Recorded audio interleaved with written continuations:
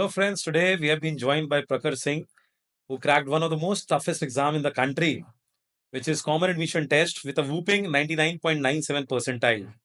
And if that was not enough, he has also cracked Indian Institute of Management, Ahmedabad. So let us welcome Prakhar. How are you, Prakhar?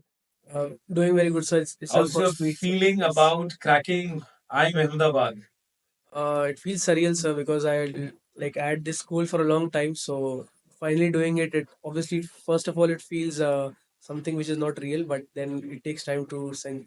Okay, before we dive down to your CAT, because I know that all the students will be more interested in knowing about how you have cracked this entrance exam, how you have actually cracked the interview.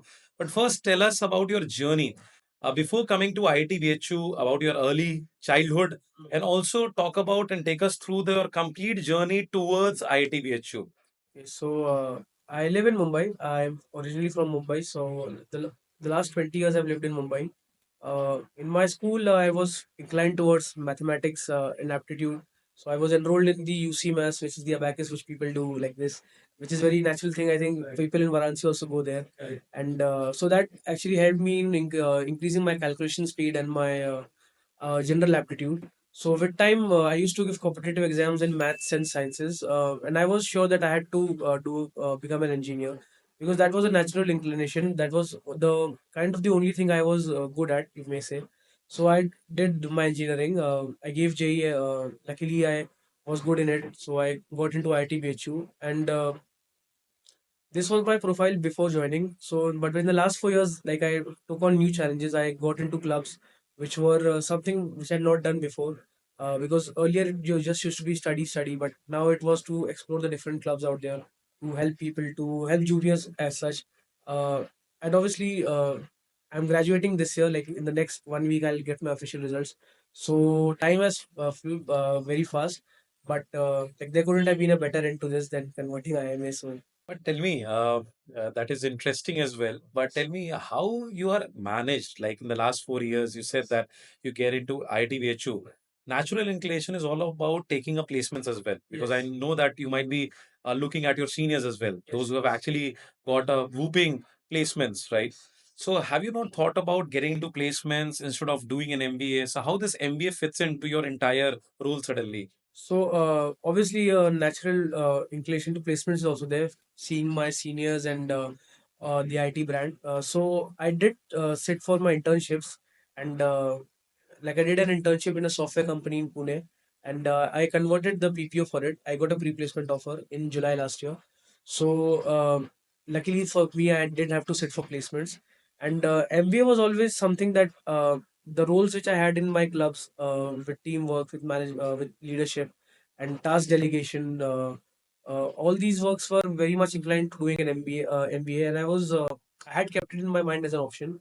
And obviously, with these changing times, the economy changing, the new automation things coming in technology, I thought that multidisciplinary approach is something that is required right now. So that's why also I was very much inclined that yeah, this is the right time to do an MBA because based on my like academic and gender diversity, I thought that this is the best time to do an MBA in my final year. As I said, I had a PPO, so I thought that I have a free time now. I can prepare and I can give my best in the first shot, and very grateful that everything fit into the picture. So when did you start preparing? When was the time when you start preparing for your MBA? So thing was that I got my pre-placement offer on 26 July, and like I had a call with my father, and my initial plan was to give CAT 2 years or 3 years later because it was a kind of a myth in my mind that you can't convert an IM without HOCX. But my father told me that at least give it this year just to see what the exam pattern is. So I gave my first mock around 31st July, and the score I got in that was very like it gave me a lot of confidence that I can do well if I study for the next 2 3 months. So I just started my preparation in August of 2024. Scrapping the various resources which are there online. Enrolling in the career launcher series also. Correct. And I made sure that I had to manage my college studies and my CAT preparation on an equal level so that I can use the 3 months to my best. So that was my approach. Okay, so now viewers' question, right? Viewers' choice question. How did you prepare? Matlab, if I go down VRC, DILR, VARC, traditionally we have seen that for any of the engineer, I don't know how much truth it is there. They always say that we are good with maths, we are good with the DI and LR. But when it comes to English, there is always a hinge that I have seen in the last 17 years. So, how did you prepare for VRC? And if you can break it up for the viewers for section wise, how did you prepare for it? Yeah, so I think uh, this notion that engineers lack in VRC, I think it's true to a good extent because personally for me, I was good in English till 10th, but in the 11th, 12th, when I started JE and physics, chemistry, maths, I just lost my command over English and it was totally lost. So actually, with VRC, it was something that I regained. So talking about section wise, I think when I gave my first mock, I realized that VRC is something very tricky. You might be confident that you've given all 24 questions correctly, but then you might get marks between 10 to 15 because much will be wrong. So for that, I think for VRC, what I used to do is I used to read newspaper daily, so that increased my reading time. Which so like I can read in 10 to 15 minutes one whole page. So that was very helpful for me. The second thing was I used to see videos online on how to assess the options because many options are there which have only one wrong word and the other content is very right, so you might be tempted to mark it as correct but it will be a wrong option. So this practice comes with seeing people solve and also giving mocks. So that was something apart from that. For DLR and quant, it was just give mocks as much as possible and give mocks even after the mock gets over. So when the analysis used to come, the sets which I had left in the paper, I used to do them just to see that am I lagging in time or am I lagging in concept? Correct. Because CAT is a exam which is more about speed. It's not about concept much because Correct. you might know everything, but you won't have the time for everything. Correct. So I used to see that. For DLR, I would say that one approach which I had in the first 2 minutes I used to see all the sets once, the picture of the set, so that I can get a thing in my mind that is it easy or is it hard. Because if like I had given 30, 40 marks, so after that you get an idea of, okay, this can be done by me, this can be done uh, or this cannot be done in time. So that was my approach in DILR. In quant it was just to go on my strength, like my geometry is a bit weaker than my algebra and arithmetic and everything. So the approach was just to do everything apart from geometry and do it with accuracy. Because in CAT I would say with most of the aspirants, it would be the thing that one of their three sections would be very strong and one would be weak. Correct. So they should take this into picture that the strong section, they should do it as much as possible with full accuracy. I guess that's the best approach because it's a very competitive exam. Point zero 0.01 makes a very big difference in your final selection. So I think you need to have your heads up every time. So, which was your strongest area and your weakest area? Strongest was definitely quant because I was always inclined toward maths in JE also. Correct. Actually took my weight to get me to IIT. So quant was always the brightest. But the weakest, I would say, the toughest I used to feel was VRC because even in my actual CAT exam, I was sure about just five or six answers. Rest was just two options, and that it can be true, it can be false. Correct. Because VRC is made to be like that because you can't be sure on how much you'll score. Correct. So that was the thing. But actually, I want to mention that in quant in CAT in the first 10 minutes of my quant, I had just attempted three questions. So it was something like I was getting like a beep in my mind that I've done good in DILR and okay, my best in VRC, but I don't want to lose it all in quant. Correct. So that's also important that whatever the situation comes, you just back yourself that okay, I'll give it as much as possible because three questions in 10 minutes is for an engineer also is a very bad thing. Very bad. Yes. But still, the good part is at least you have made it. But one very interesting thing that you have said and mentioned about VRC, particularly, is reading is something that you have been doing. Yes. But apart from reading, most of the students they are confused between two options. Like they will easily be eliminating the two options, Yeah. and finally it's more about whether A will be right or C will be right. How you have managed? How many mocks you have given? If you can just share it with the viewers. How many RC used to do? What was the time span? How did you manage it? If you can take a little bit more time and spend more time on VRC section, and let us know. So I gave around 37 mocks. Like I used to keep a count of my average and everything because like I love numbers in that way.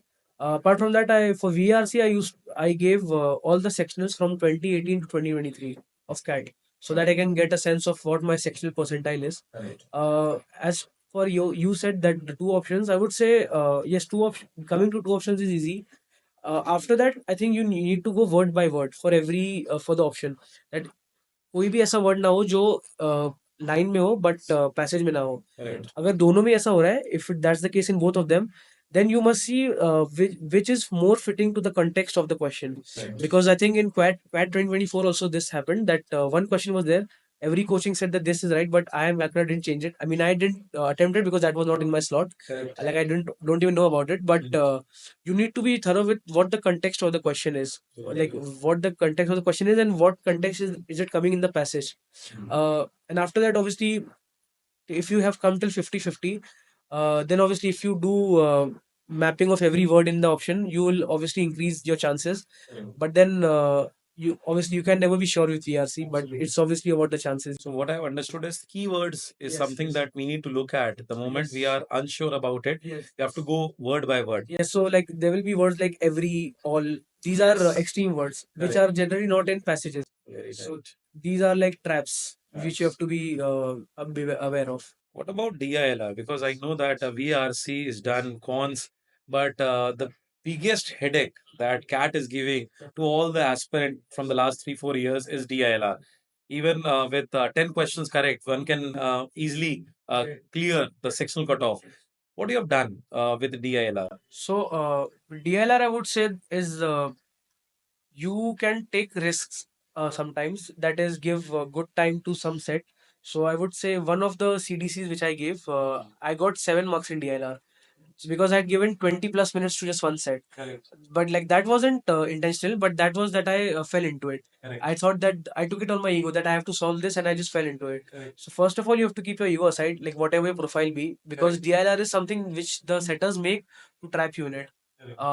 So DLR, I would say, as I said, first just see in brief what every set says, and then decide two or three of your best sets. Right. So if I have to say in 2023, two sets would get you 99.5 in DLR. But in 2024, I think the DLR was a bit easier. So in four sets would get you 99.5. Right. So it's all about choosing your hierarchy in which set you want to go first. Right. And also, it is that don't try taking guesses in DLR. Like one or two guesses, sometimes when there is a less possibility, that's okay. But what people do is there are 7 cases. They go that this case should be correct and they do it. They get all options, and options will all be matching with the question, but that case will be wrong. So you, where you had plus 15, you'll get minus 5. So that would, like, 20 mark ka gap would be something that will affect you till the end. So don't take unnecessary risk in DLR. Just do what you're sure of. Absolutely. Yes. Taking down now, when it comes to you cracking CAT, you've already done 99.97. The biggest challenge is about cracking the second stage process, which is about interview, GD, VAT, case study. There are so many things. Now, take us, how did you prepare for your second stage process? Yes, so like I just want to reiterate, sir, that obviously CAT is a very big thing, but in the final selection, at least for the Premier Institutes, CAT is just a mere thing, I would say. Correct. Because PIs and like PIs, GD, VATs, they hold the most weight everywhere. So, and I was aware of this. So I talked to a few of my seniors, and they did tell me that like they were also 19.9 plus seniors, but they did tell me that there is no certainty that you will get into ABC or any good college. Right. Like that. You can not be sure. Just so that's why don't get overwhelmed. First convert the colleges, and I was always like that. First of all. So one good thing happened, sir. Since I was connected with Career Launcher for the mocks, I connected with you for the PDP personalized. And I think we had 2025 online sessions for reviewing about my profile, my answers, my VADs. And the best part I liked about this, sir, that you actually kept my profile aside, my ITN profile and everything aside, and gave me a very natural response. Right. That was very good for me because whatever, like I had this, that 19.97 IIT and everything, that was all just washed away because at that point of time the only aim was to convert colleges. Right. Because many people don't know this, but actually I think A and B, they don't know your percentile while they take your interview. It's just on their back end to shortlist, but the interviews doesn't know it. So they just treat you as a normal candidate and they give you marks anonymously. So this is something which will be there forever. So on my GDPI, what I used to do is daily read newspapers to get what sense of the news is. Then obviously know everything about my undergrad, which is electrical engineering. Know everything about my city, Mumbai. Uh, in general, my hobby, which is politics and sports. So, and everything of this was asked somewhere or the other in the interviews. In Ahmedabad, politics was asked. In Lucknow, the recent things about US and China was asked. In Bangalore, my acads was asked. In Mumbai, also my acads was asked.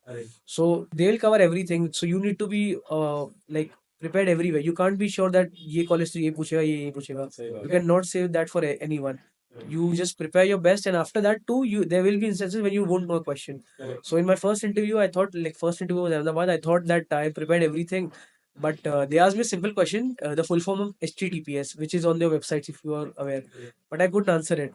So and this was a live in interview. So I did think that that time that maybe I left some things, but I knew most of the things there. But the thing is with us is that many a times we don't see at the things that we have answered. We think that we see at the things that we have not answered. So the one question we didn't answer, we look at it as a very big thing in comparison to the 20 that we have answered. I mean, that's good also for good students, but there will be obviously be things that you won't be answering. But being honest that you don't know it and not just blabbering anything that's the biggest thing. Exactly. Which is the toughest interview that you have faced? Because if I need to rate on a scale of 10, you have appeared for how many interviews? So in all 7 interviews. 7 interviews. So, rate which was the toughest one and why? So the toughest would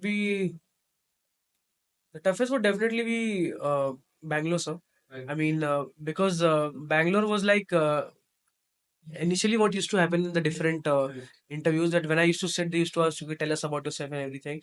In Bangalore, as I was sitting, as I was sitting, they asked me, okay, so SAP you've written this, so it was just very rapid start. And then they asked me something about my courses, which I was not sure that I had done them because that was in the first year in my online mode, and that was humanities subjects, okay, courses. So that took me off guard, and but it was a very intellectual conversation because whatever the transcripts I had read, it was something very different from that.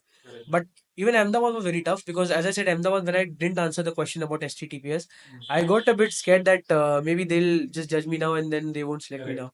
But then with time, when I started answering my hobbies and gave honest answers as to why I don't know things or things, then I was happy. Plus, I think stake wise, the highest stakes were in Ahmedabad because that was my first interview, so I didn't have any experience. So So, your first interview converted. yes, Have you converted IIM Bangalore? no sir. Okay. So, what is the reason that you have converted Ahmedabad and Bangalore you have not converted? If someone will ask you that, Yeah. give me one reason Yeah. why. I would say, sir, like I would just speak about my performance, not the other things. But in Bangalore, I would say, sir, the questions which were there, I was obviously caught off guard because they were more on, as I said, human psychology. Yes. Because my one of my electives was on human psychology in my first year. So I wasn't prepared for it because that's not in my core course. That was not in my hobbies. So I was not prepared for it. So I gave very vague answers to it. Correct. Answers which were not aligning with what should be the correct answer. So that was a very negative impression, I would say, in Bangalore. Also, I would say in Bangalore, I was just wanting to, say things that may sound correct but won't be correct because I was just speaking. In Ahmedabad, because it was a very general interview in Ahmedabad, it was things that either right or either wrong. So I was speaking the correct things there. In Bangalore, it was very descriptive thing that you'll be judged on it. So in Bangalore, I was not very deep with my answers. That was something which I will think. Honorable, one question, if you want to just mention, which actually was very interesting Okay. and including as well, what would be that question in all the interviews put together? One question which was very interesting question that they've asked you. Mhm. So, yes, so they asked me in Lucknow once that should colleges with names like BHU and AMU and all these colleges be there, which have religious names. Correct. So, I mean, obviously, some people might get off guard and say that okay, it can be there or it shouldn't be there. It's just bad. But I had to think a logical thing. So I actually told them that. unless they're not doing any religious like anything against the country or destroying the harmony, it's good and they should be there. Correct. But so the interviewer asked me, but in BHU or AMU, there are protests that happen a lot of times. So don't you say that they destroy the harmony? So like I don't know how this answer came, but I just said that but protests also happen in JNU. It's not named on a religion. Correct. So I think he got impressed by that, and Correct. like ultimately I converted. I am in Lucknow also. Yes. So I think that was a very good answer which I gave. Correct. Even like I when I mentioned this to my father, even he was impressed that So one has to be spontaneous, yes, right? very One cannot spontaneous. think Yes, about all the possible yes, questions, yes, but you need to have certain pointers in your mind yes, that you can actually give to them, yeah. and suddenly you never know which question can give you that extra points Yes, out exactly. there. Yeah, I think being natural is very good because you can probably fake a personality in a recorded thing. When it's live, in one or the other question, you will just be your natural self. Yes. So just be natural. I think the interviews are very mature that they don't judge you. They grade you. They don't actually judge you. Correct. But being honest actually works every time. Don't try putting a mask on your face. Just go as you are and just believe in yourself, believe in God, and just give it as you like.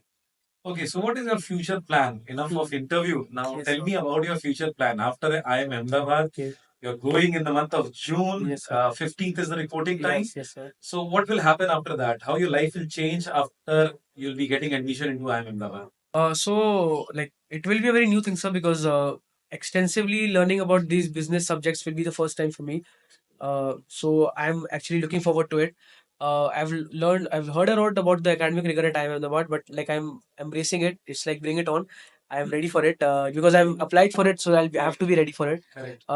So the plan currently is like one goal at a time. So the plan is currently to get a good internship in the month of October. And I'm currently like in my currently at my college, and while I like after I go home, I'll be looking at the various sectors which are there, where I can do an intern as per my profile and as per my need. Correct. So that's the important thing. And I would say that my seniors have told that to enjoy this time too, to relax a bit, and I'm doing that, but also looking at the future too. So that's the thing. What about the next 5 years? Where Prakhar is seeing himself for the next 5 years? I'm sure that this is an interview question which few people must have asked you. Hmm. But where do you see yourself? Because I'm Ahmedabad is happening with you now. So what is the next 5 years? Where do you see? You want to start your own enterprise, business? What is the way forward?